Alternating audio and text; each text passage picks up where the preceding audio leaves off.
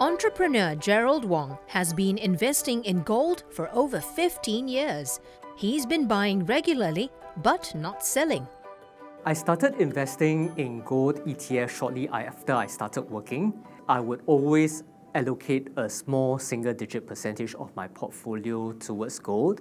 So as my portfolio grew with time, as my savings accumulated when I started working, I would also add to this position. A gold bar now costs over $1 million.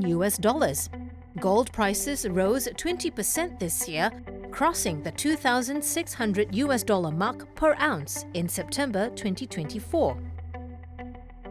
Gerald, the founder of a financial wellness startup, believes investors should have a diversified portfolio with a gold component. What we have seen historically for the returns of gold is that it has generated a return of 8% per year. This is higher than what we see for US bonds as well as US cash. What we have seen for gold is also that the historical returns are slightly lower than what we see for US stocks, which has generated a return of 11%.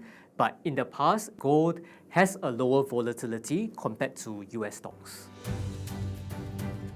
Gold prices have risen as geopolitical and economic uncertainty pushed up safe haven demand. There's been robust central bank buying as well. We've got escalation in terms of geopolitical tensions in the Middle East. We have the ongoing Russian war with Ukraine. This had previously drove up gold prices by a fair bit. And with potentially what happens is gold is a good store of value. So with that in mind, when there are tensions and uncertainty, investors tend to turn to gold because it has a store of value. And if you were to look at what's coming up this year, we have the US elections in November. I think there's a lot of uncertainty at the moment. The latest rally comes as the US Federal Reserve began its easing cycle with an outsized half percentage point cut. In a low-rate environment, gold makes a more attractive investment option compared to interest-bearing assets such as cash and fixed-income securities.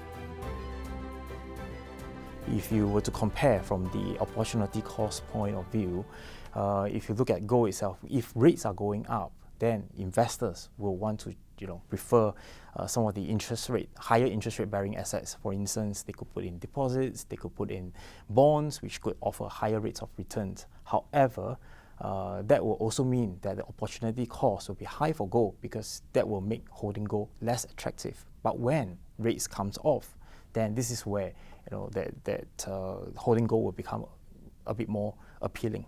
Going into 2025, we're looking at closer to the 2,700 levels. Some market watchers are more bullish.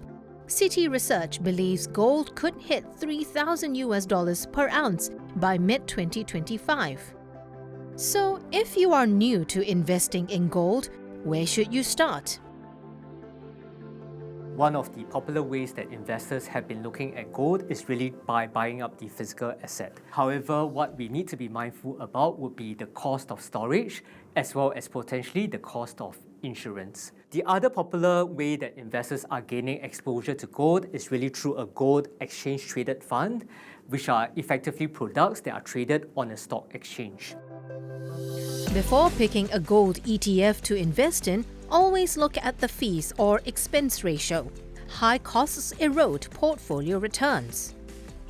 For example, if you invest $5,000 in an ETF with an expense ratio of 0.04%, you'll pay $2 to the fund's manager every year. As with any investment, there are key risks to look out for when investing in gold. One drawback is that bullion does not provide regular income like bonds or stocks. You only make money if the price goes up.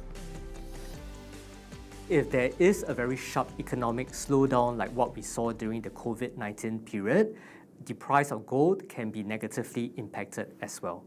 So that would definitely be one of the key risks relating to the gold price. The other thing is really that gold does not generate any income for investors.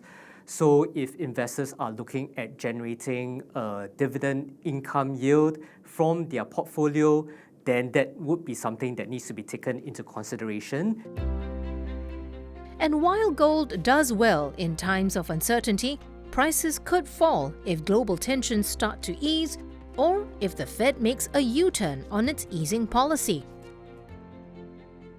Let's say the Fed decides or the central banks decide not to cut rates and decides to start hiking rates again because inflation is going up and they need to arrest inflation. So that story about global easing comes to an abrupt end.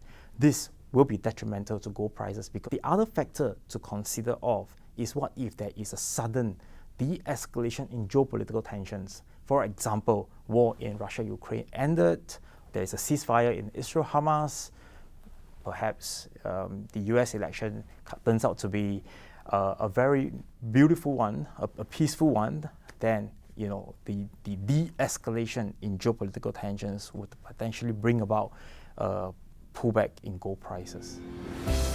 You may also want to think twice before buying gold jewelry as an investment. Well, spot gold itself, you would be able to capture wherever the spot market is pricing. Whereas for jewelry itself, you have to account for workmanship costs, which could be between 15 to 20%. So that itself would mean that you are not able to fully capture what you see on the spot markets in terms of pricing itself. So your exit price on jewelry could be at your disadvantage. My advice to anyone who is looking to buy gold would be the same as anyone who is looking to buy any investment product. I think you need to know more about what you are buying into. Even if it is seen as a relatively safe asset such as gold, you need to do your homework to understand what is this about, why do you believe in putting your money into it, and what are the long-term returns that you then expect to generate from investing in this product.